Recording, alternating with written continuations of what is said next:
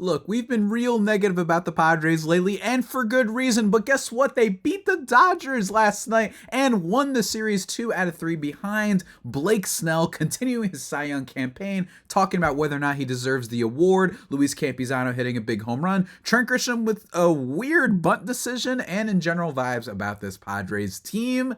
You know what you're listening to, so let's get started.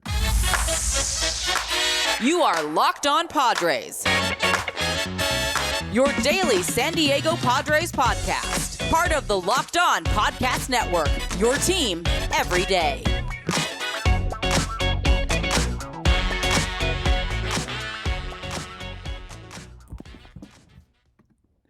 Greetings, ladies and gentlemen, and welcome to another edition of the Locked On Padres podcast, which is part of the Locked On Podcast Network, your team every day for Thursday, September 14th.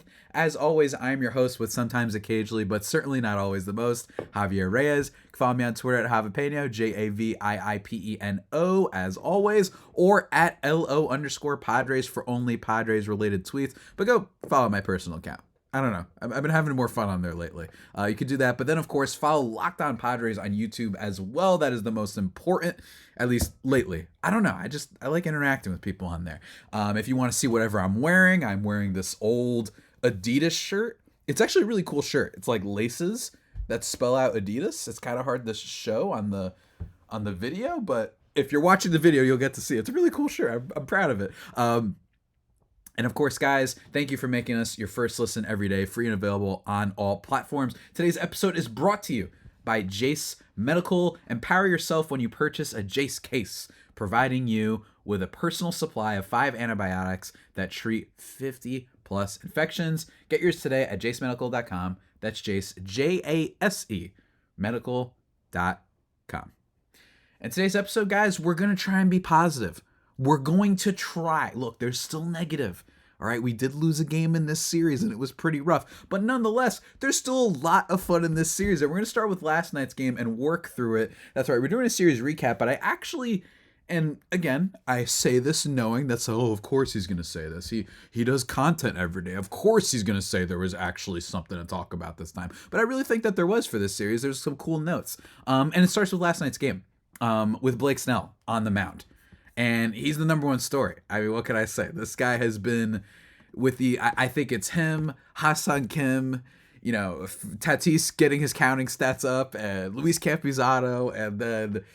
I don't know after that, right? But basically, Blake Snell has been the story of this Padres second half, of this Padres team for a while now. And against one of, if not the best offenses in all of baseball, they've got an MVP contender. They've got the third MVP contender, right? Like, they've got everything with Mookie Betts and Freddie Freeman. He goes out there and goes 6 innings, only giving up 1 hit, no earned runs, only walking 1 and striking out 8, lowering his ERA to 2.43 on the season. It's actually, and this is wild considering how absolutely lights out he's been for so long now, but one of Blake Snell's best starts in a long time.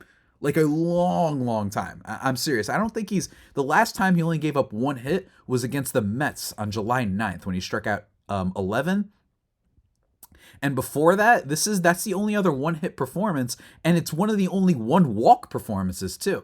That Mets game was pretty good as well, but also against the Giants way back in June 22nd was the last time he didn't walk more than 2 batters, which is pretty nuts. And in this one, he only walked 1, and it's against an elite team. I don't know what else to say about Blake Snell as a performer at this point. I think that we've done that. We're going to save that, in terms of my overall vibes on his mechanics and stuff for when we do player reviews and whatnot, as we kind of, get to the twilight, get to the waning moments of this season. But in terms of this in general, I think the discussion about Blake Snell for this Cy Young is just his rival, Justin Steele, who was at one point the holder of the lowest ERA in baseball. He's a very, very good pitcher out of Chicago. But now Blake Snell, after going 6 innings, and just being dominant against the Dodgers, now it's him now, which is really crazy. And I think that I don't know fully who should win the Cy Young. I think I actually, when it comes to these situations, what I usually do is I like using story and a little bit not peripherals, a little bit of extenuating circumstances, a little bit of the behind just the stats as like a tiebreaker, because I think both him and Justin Steele have been about as dominant as each other. And I know that there are some metrics that Justin Steele's better in, right? Like he's had a better FIP. He's got more FWAR, which for the record, I think wins above replacement for pitchers is kind of dumb. Personally, I just don't like that Kyle Bradish is like the 5th best in baseball in that, and I don't you know what I mean? Like, he's not the 5th best, but you get my point. I don't like how, for example, the reason why I don't think F4 is great for pitchers, for example, is that Aaron Nola, who has given up a ton of runs all year, is like higher than Blake Snell, or at least at one point was. And I just don't like that. I think that says too much about expected stats and, you know, what was supposed to happen versus what you actually did. You know what I mean? Like, we're not talking about who you'd rather have going forward. We're just talking about who had the better season, who gave up less runs. And to me, that's what we're looking at. And now Blake Snell has the best ERA in baseball at 2.43. Justin Steele is sitting at a 2.49. And while, yes, his FIP is better, the strikeout rate certainly isn't. It certainly is not. I think that this is really close, though. Left on base percentages is higher for Blake Snell. The ground ball rate is higher for Justin Steele. So while Justin Steele, the one thing that Snell has going for him in this race is the ERA and, most importantly, the strikeout rate. Blake Snell is easily the best strikeout pitcher in baseball at the moment. At least for the most part. There's some other guys. You got Freddie Peralta, you got Kevin Gausman of the Blue Jays, but you get my point. In terms of the National League, he's been one of the aces out there, right? He's just not giving up runs, and he's striking out like everybody.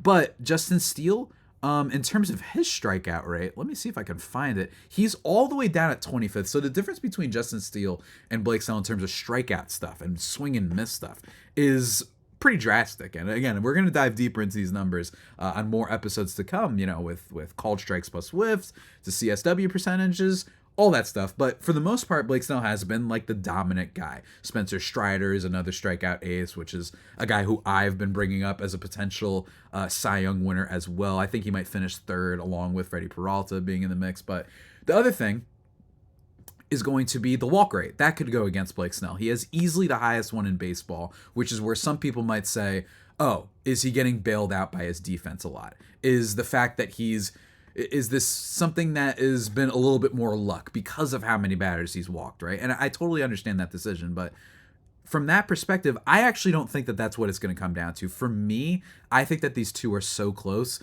and what it may come down to, and I'm not saying that this is fair, but just what I was saying earlier, the heart, the vibe, the story, the extenuating circumstances behind it. I said this years ago, and I have to stick with what to be consistent. Back when Fernando Tatis Jr. and Juan Soto and I believe Bryce Harper were the 3 MVP candidates, I talked about how I thought Bryce Harper should win. Because I thought that while he was lesser in some areas, you know, I think both him and Tatis were lesser than Soto in a lot of areas because Soto actually played good defense that year. He didn't have that many issues. He was like 90th percentile and outs above average somehow, which was wild to think about. Like, how did that happen? But, Soto for me, I did view it as, look, he's not playing for anything. He's playing for himself, and that matters. But to me, I thought Soto, like, they were out of it for a long time, and I do wonder how that changes things. Well, I looked at Harper, and I said, look, that team was in the playoff race the entire time, and he was the only bat that they could count on. So knowing that you're in the playoff hunt, and you're the guy, it has to be you for you to still produce, I think means a little bit more. And for me, in a similar vein, that's where I think that this Justin Steele comes in and why I think he's a Cy Young winner between the two, at least for now. We'll see how it goes if he lowers his ERA even more, Snell, in another start. But this is for a team, this Padres team, that's not making the postseason. I know they're not technically eliminated yet, but to me, Justin Steele, like, they need to keep winning games. And he's continued to keep giving them great starts. He's a little bit fun in terms of the unknown factor, which I think may not be admitted by voters, is something that I think plays into it, where it's like, oh, this is the new out there guy. It's a cool story that he's new. He's what's hot. He's what's new. And Justin Steele, I, for one, think that as a tiebreaker, not a full thing, but as a tiebreaker being like, you know what? This guy has been making starts for a team for a while now that they know we are right there and we need you to keep delivering. Don't get me wrong, Snell, when we still thought the playoffs were possible, still performed. This is not a guy who only got hot, like super hot in the last month when we knew that we probably weren't making it. Like after losing those Diamondbacks games, like he's been electric for like 3 months now. Probably even more than that if we're being honest. So that is still part of it. But for me, I just kind of like that the Cubs are in the middle of a playoff race and that this guy keeps delivering every single time. In fact, if I'm not mistaken, are the Cubs in the playoffs? Yes, they are. They are the second wild card, and I think that does matter. You know, when they're trying to keep away from San Francisco and Miami and Cincinnati and trying to just overall just do better in the standings or trying to still, maybe catch up, right? So that to me matters just a tiny bit more. Personally, it's close. I don't feel amazing about this stance because maybe people will be mad, but that's just me. That's just me, ladies and gentlemen. But we've got more to talk about because more happened in this game and certainly the rest of the series, guys. But before we get into that, let me just take just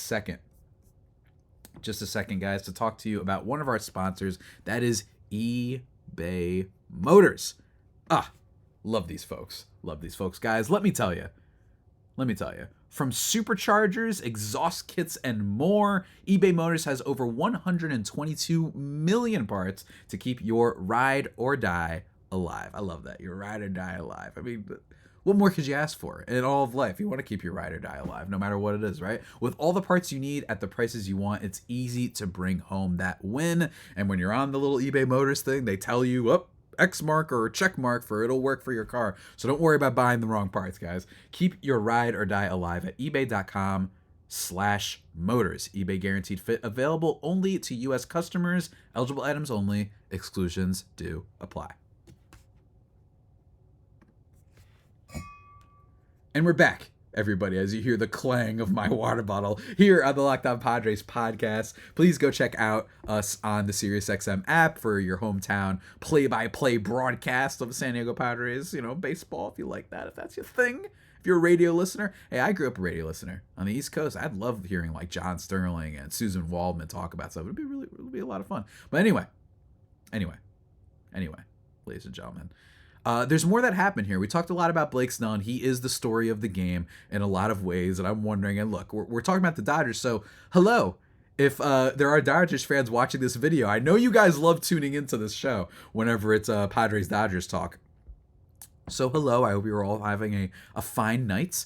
Genuinely, I'm not trying to throw shade or anything, but I'm going to throw shade a little bit at the Dodgers, just a tiny bit, because the Padres did win this series, which is cool. And I'm not saying for the playoffs and all that. I get it, blah, blah, blah, blah, blah, blah, blah, blah. I don't need all the Dodgers fans getting mad at me and whatnot, but it was still cool. And the biggest thing, aside from Blake Snell in this game, was a 3-run home run by Luis Campusano. I mean, just absolutely incredible from my guy here. And I've been hyping this guy up for a while. I haven't been right on a player for the 4 years that I've been doing this podcast since, dare I say, oh man. I mean, I was right about Grisham that first year. I think that does count. I was super high on Grisham heading into 2020. I know that was like an eon ago, but I can't remember the last time I was right on a guy this much. I think I was right about relievers. I think I liked Mark Melancon a lot, and he was pretty good that one season. I just liked in general what they had been doing with relievers. And then I think there was probably one other player that I liked. But for the most part, that's basically it. And Luis Campusano has been awesome. Since he got recalled on July 19th, he is slashing .311 with a .360 on base, .462 slugging percentage. And that's good for a 130 WRC plus, 30% better than your average major leaguer. And forget average major leaguer, your average catcher this year in Major League Baseball has an average WRC plus of around 89. So he's 41% better than your average MLB catcher. And all because they gave him a damn chance. And that's what's so frustrating about Luis Campusano sometimes, is being it's amazing how they treated this guy for so long. I think it's an indictment. I think it is a reflection of Padres leadership, Padres front office and management, that this guy was consistently brought up and down for players, in my opinion, that we knew who they were, and they weren't all that great. Austin Nola, I know that he has the eye issue and whatnot, but I'm just saying, even with that, I'm wondering, why wasn't he given more consistent at-bats? Because he's clearly an offensive force at the plate. He's an absolute beast. He's got 5 home runs in a pretty small sample size. This is a guy that could probably finish with 20 home runs and have an awesome, slash line like what I just mentioned. That's going to be huge for next year. The only thing with him is going to be the defense, which we talked about in a previous episode. He had those bad fumbles with the ball in the last series that they played, with the error throwing to third and with the error with catching the ball and the ball bouncing off his glove for one of the strikes, the knuckleball, I believe, for Michael Waldron. So, look, he has issues, but I just think that, showing the kid that you're giving him a chance and now seeing, let's tinker with him. If you bring in some coaches to figure out some of the defensive stuff, this guy is a genuinely really big impact player. Not to mention if they bring back Gary Sanchez. The Padres are in a rare situation where they have an advantage over other teams. They have a lot of disadvantages, but catcher might be one of them. So shouts to Luis Campusano. Also get a solo shot from Juan Soto in this game and an RBI from Mr. Fernando Tatis Jr., which usually doesn't matter because it was bases loaded. I wouldn't be bringing this up necessarily, but it was off Joe Kelly. If you want to know my thoughts on Joe Kelly, I hate him. He's one of my most detested players in baseball. It's him and Madison Bumgarner, for those keeping track, in terms of just purely sports people, because I think that they're punks. I think they're cowards, and I don't like people who enforce unwritten rules. I don't like people who throw at guys because they irk them a tiny bit, and then they act like they're the tough ones when they're throwing from 90 feet away. I don't like that. I've never liked it. I don't like it when he called Tatis the B word. Just because Tatis recoiled as he almost hit him with the ball. I don't understand why the batter in those situations is the weak one. I don't understand that. I will never understand it. I'll never understand why people started getting overzealous and hyped about Joe Kelly just because he threw at Carlos Correa a bunch of times at his head, and then he did the funny gif, the tongue face or whatever, which is very funny. But I think that there's nothing wrong with Carlos Correa being like, what the heck, man? Hey, Joe Kelly, how about you go up to Carlos Correa like not a coward and do the same thing? And then if Carlos Correa beats your butt and he does the face, or if you get hurt or whatever, then he could do the same face. So again, I hate Joe Kelly, everything he stands for, and I think he's weak. That being said, that's basically it for that game. And the rest of the series, there's not too much to necessarily discuss, you would think. The Padres get killed in Tuesday's game. They get absolutely killed. That one's done from the onset. And that one, I have a lot to talk about, or at least a lot more. Look, there's not much to talk about in terms of just the general vibes of the game. Michael Wacha, though, it is worth bringing up, has been shaky. It seems like he's regressing, but I think regressing in a way that is, or should have been expected. His last four starts, dating back to August 27th, against the Brewers, 5 1/3, 4 earned runs. Against San Francisco, 6 innings, only 2 earned runs on 6 hits, though. Against Philly, 4 innings, 3 earned runs on 7 hits. And then against the Dodgers, 7 earned runs on 7 hits. So he's been a little bit shaky lately. For a guy who hadn't given up more than 2 runs, he had a really long streak dating back all the way to April, May. He was awesome. He has had a little bit of regression to the mean. I'm hoping that this is just him calming down, though. And what I mean by that is he's still a good pitcher and has been a nice find for this team, but he's not sub-3 ERA good. You know what I mean? And I'm totally cool with that. If he's a mid-3s ERA guy who can get you an okay amount of strikeouts, maybe limit the walks and just give you good innings, just be a solid starting pitcher, that's still huge for this team, and especially something they should consider for next year. But I'm just saying, I wouldn't freak out too much about this. I think that this is more about, hey, he's getting a little bit of the regression that people should have expected, or at least should have been anticipated for a guy who's been mostly underwhelming for most of his career, especially with health and all that stuff, knock on wood. But I'm not freaking out about it. I just think he's regressing in a fine way. I think that he's going to have probably a good start after this, and we'll be okay. Unless he gets seriously keeps getting rocked, I'm not worried. This is a guy who was delivering when we were still right in the thick of the playoff race. So I'm not worried about Wacha. But he does get lit up in this game, 4-7 runs, and that basically ends it right there. And then my guy, Nick Hernandez, making his debut. Unfortunately, 2 innings, 2 earned runs in this one. I don't have many thoughts on him just yet. We'll see how it pans along. And then our boy Rich Hill coming in, because why not? You got to have someone throw innings. He gives up 2 earned runs in this one as well. I believe has he given up runs in every single appearance? He has. He's given up at least 2 earned runs in every appearance, I believe, for the Padres, except for when one didn't fully count because of the errors by Campusano, I believe, against Houston, September 10th. So that's it. But overall in this game, not much really to report. Like I already said, just not great. Just not great. Whatsoever. The only runs the Padres score here are a Fernando Tatis Jr. solo shot and a Trent Grisham fielder's choice. First of all, Tatis, love him. You know, he's been slowly getting better lately and hitting the ball harder. But I want to talk about Trent Grisham. Because Trent Grisham, ladies and gentlemen, Trent Grisham is a real handful, isn't he? There is a moment, and it was interesting that this moment actually happens. And it gets brought up later.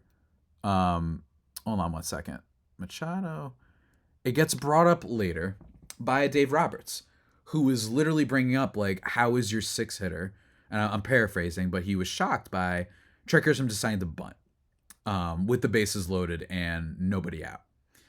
Ends up allowing a run to score, but it is very, very weird. And from what Bob Melvin said, that he didn't tell him to bunt. But this, I believe, is a nice microcosm, is a good reflection of the issues with Trent Grisham. I remember talking to a friend of mine just being like, you know, one of the through lines that he believes that most major league teams have is that they have an excellent center fielder.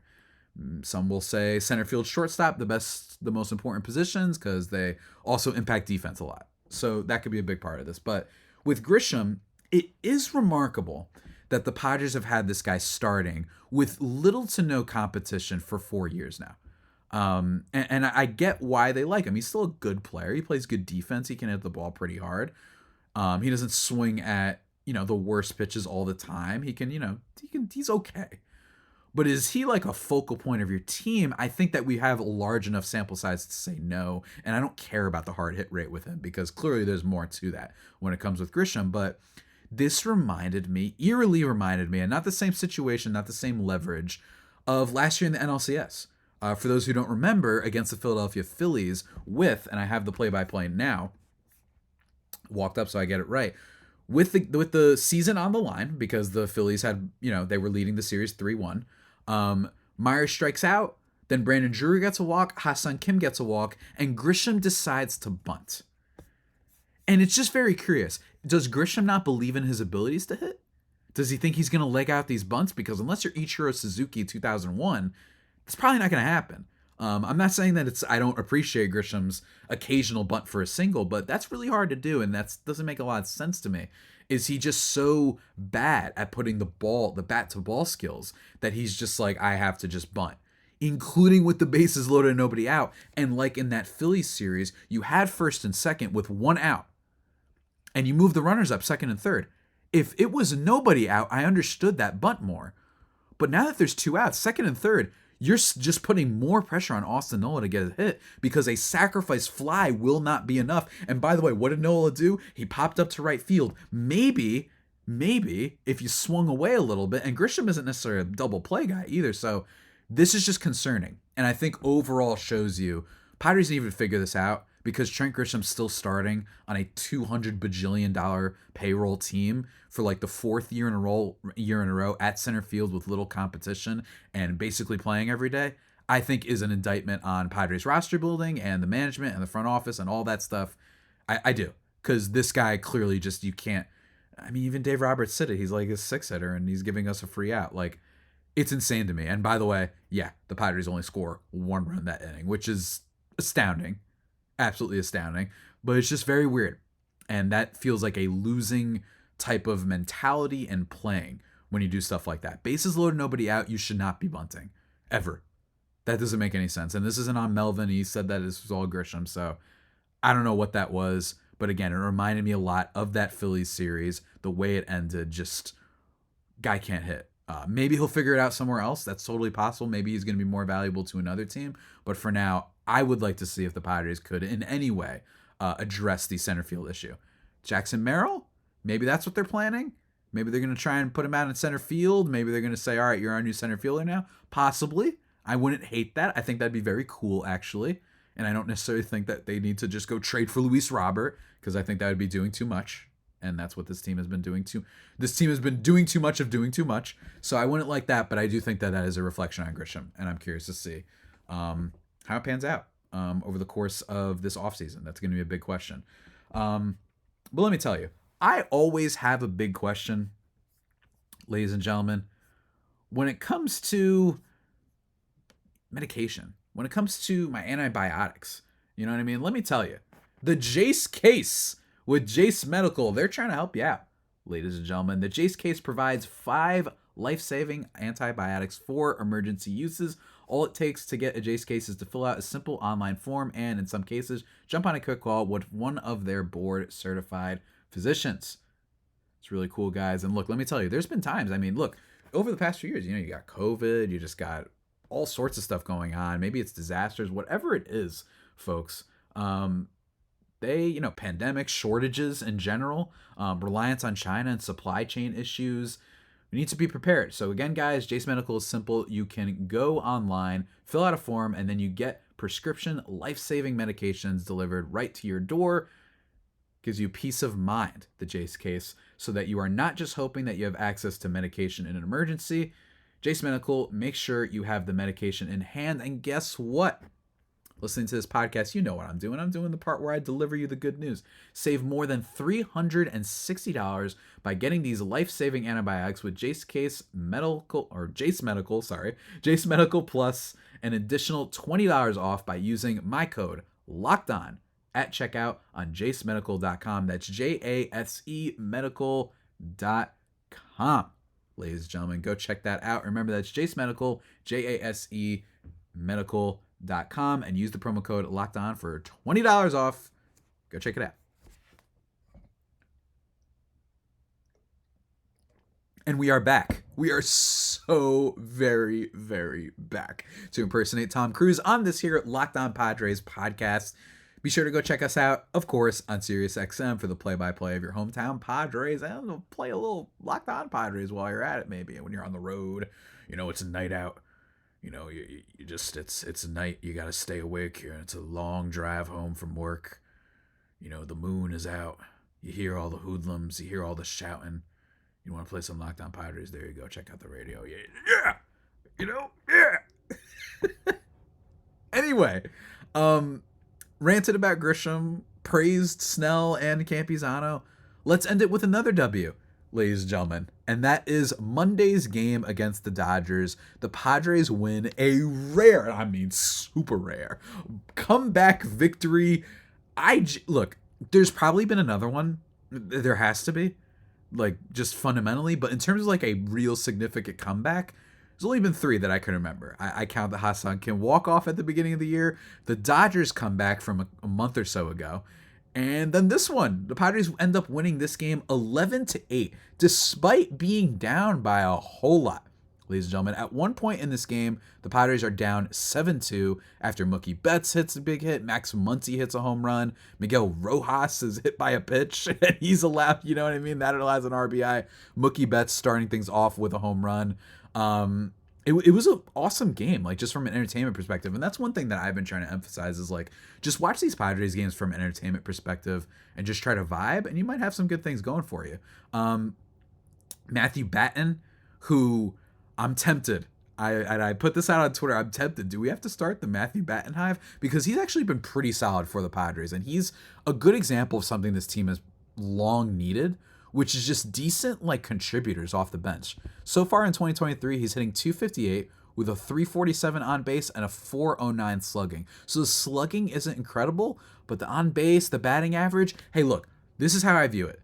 Better than Matt Carpenter, because Matt Carpenter was allowed to start a whole lot of games this year and he wasn't very effective. And, Garrett Cooper has been pretty good for this team.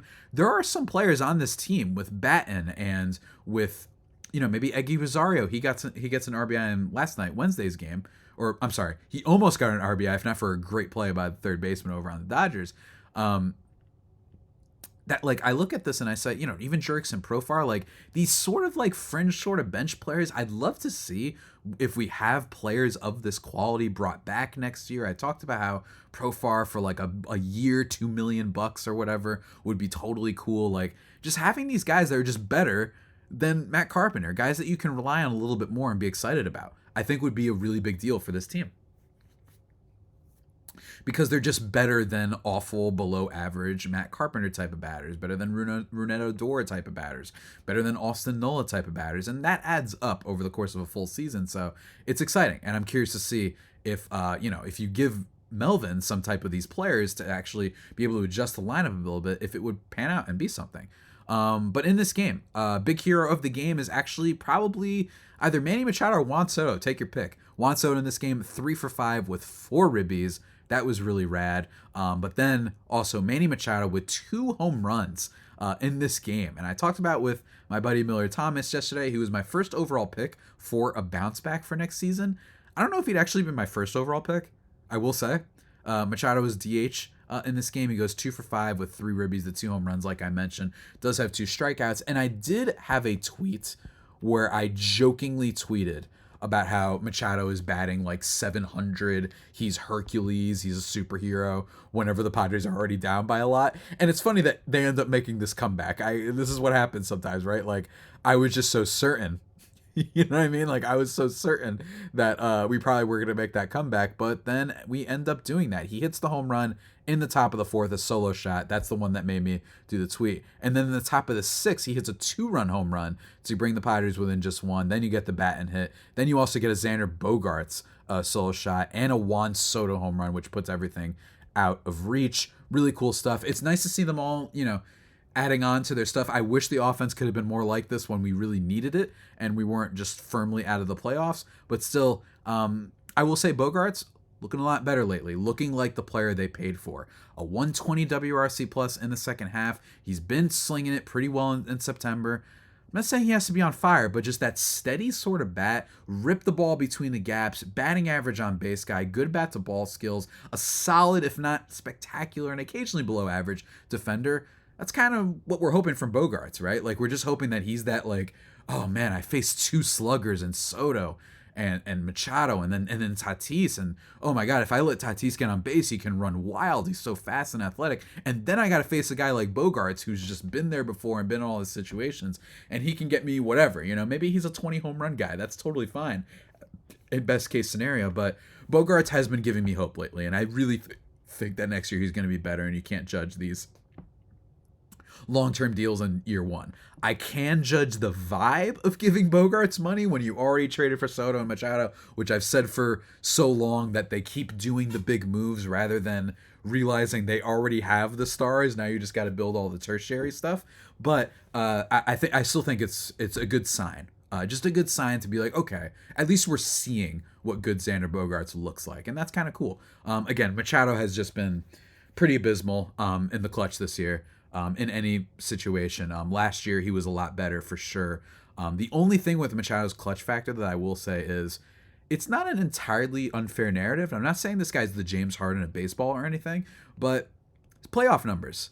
Playoff numbers have shown you that he's basically only had 2 series and like 10 playoff appearances where he's hit like a superstar of his caliber. So that part is worth talking about. But in the regular season, he was really good last year in that regard. But yeah, just a frustrating season from Machado as a whole.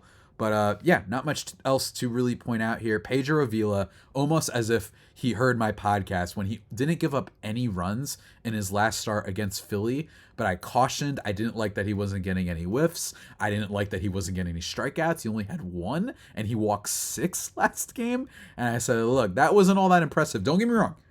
I think he should have been getting starts against instead of someone like Rich Hill. I'm totally a believer in that, but came back to bite him, right? Like, as I was kind of warning to, I just don't think he has it at the moment. 2 2/3 innings in this game, 7 earned runs allowed. That's not great, but still, the Padres end up winning, so that's really cool. Doesn't really affect the standings at all. It's not going to hurt even the Dodgers. They already won the division. Like, not much to report there, but you know what? Screw it. It's still fun, and I enjoyed this series. I think it was fun to watch. We got a whole lot of offense. We got some good vibes, and a little bit of a reminder of what this Padres team could have looked like, right? And in fact, I think this is what a lot of people thought, which would be like struggling pitching with like an ace or two with Snell and Darvish and Musgrove. Like, those guys would be good, but then it's like, oh, Waka and Avila and Rich Hill, your back end guys getting hit up. But then we would have an offense with these world beaters at the top that would hopefully make up for it. Again, I think that this series is just a little bit of a reminder. We got to Wonder who's going to be the future center fielder. Got to hope that Campusano gets better with the defense, but there's some stuff to be excited about here. And if you just, over the offseason, if you just get some decent depth that you think works, maybe in business next year, because I do think a lot of these guys should bounce back, particularly Bogaerts and likely Machado, and I think Fernando Tatis Jr. as well. I talked about this with Millard, but I think he's got like a lot of the same vibes of Ronald Acuna Jr., and I'm not just saying because of, just the way that they play, the unwritten rules or whatever. I'm not talking about that, but just Ronald Acuna Jr. coming off his injury last year.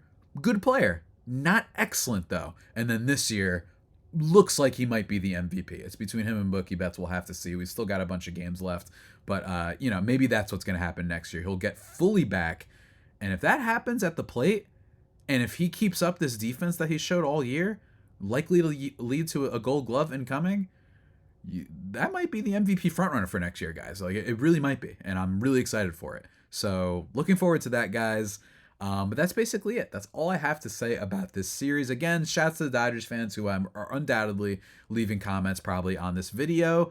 But otherwise, it's a really fun series, and I'm curious to see if Blake Snell wins the Cy Young. I'm curious. In terms of the future of this show, guys, tomorrow, we're starting our player reviews early, only because Yu Darvish is officially shut down for the season. So I want to talk about his season, this year, his performance, any numbers that I can pick up. And then going forward, how to feel about Darvish, one of my favorite pitchers to watch always, do his work and work on his craft. Really cool stuff. Going to be doing that. And then that's it for the week. And then over the weekend, nothing, because it's the weekend and I don't do this podcast on weekends, as you know, but still look forward to next week. More drafts. Going to be doing some crossovers as well. Continuing my player review series. Leave a comment. If you have a specific player, aside from Yu Darvish, which I'm doing for tomorrow's episode, aside from him, if there's a specific player that you'd like to see me do first in the player review series, just focusing all on one player, let me know. And maybe we'll do that. Aside from like some random reliever that only pitched for us a little bit. You know what I mean? Besides that, guys, you know what I mean. I trust y'all though. But anyway, with that all being said, that about does it for today's edition of Locked On Padres podcast, the only pod that may be better than the Padres themselves. Remember to subscribe to the podcast wherever you get your podcasts from. Follow me on Twitter at Javipeno, JAVIIPENO, or at LO_Padres, or subscribe on YouTube, Locked On Padres. And until next time, stay safe and, of course, stay faithful. My Friar Faithful homies, take care.